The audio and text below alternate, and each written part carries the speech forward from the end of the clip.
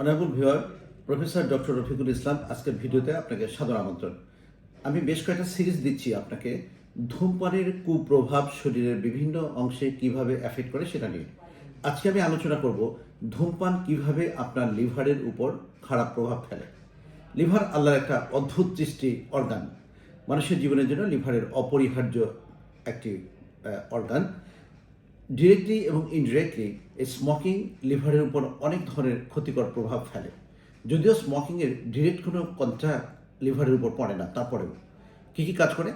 এই যে আমরা স্মোক করছি, সেই স্মোক করার কারণে শরীরের মধ্যে ফ্রি রেডিক্যাল তৈরি হয়। সেই ফ্রি রেডিক্যালগুলো লিভারের হেপাটোসাইটগুলোকে ডিস্ট্রয় করে ফেলে, এটাকে ইনফেক্ট করে ফেলে, ইনফ্লেম করে ফেলার কারণে কী হয়? তখন দেখা যায় লিভার সেলগুলো স্কুইজ হয়ে যায়। এই যে লিভার সেলগুলো স্কুইজ হয়ে যায়, তাহলে কী হবে?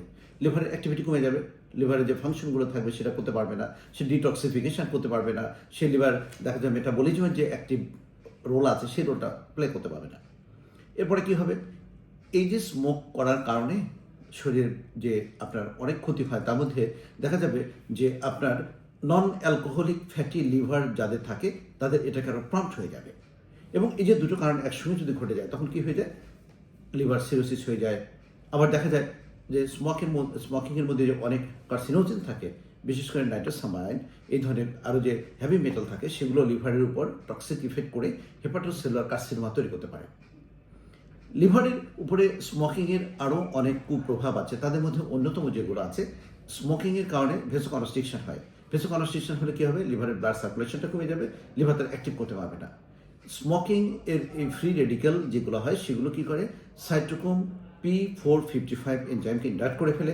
তারপরে কী হয়ে যায়? দেখা যাবে যে আপনার কোনো কোনো ওষুধের এফিকেসি কমে যায়, আবার কোনো কোনো ওষুধ দেখা যায় ডিটক্সিক হয়ে যায়, টক্সিক ইফেক্ট করে ফেলে।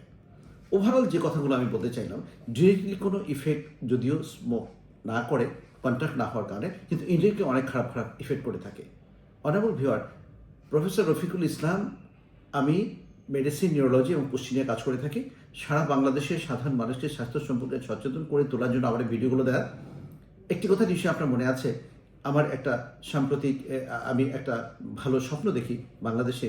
আমি একটা হেডেক ক্লিনিক আমি খুলতে চাই সারা বাংলাদেশের সাধারণ মানুষের জন্য, এবং আমি একটা অ্যাপ্রোচ করেছি। আমি এটা নাম দিয়েছি নিহা, অর্থাৎ neurology special attention to headache. এটা আমি সারা বাংলাদেশে স্প্রেড করতে চাই। আমি এটা খুব শিগগিরই এটা একটা সেন্টার ওপেন করব। ইনশাআল্লাহ আমার পাশে থাকবেন, ভালো থাকবেন।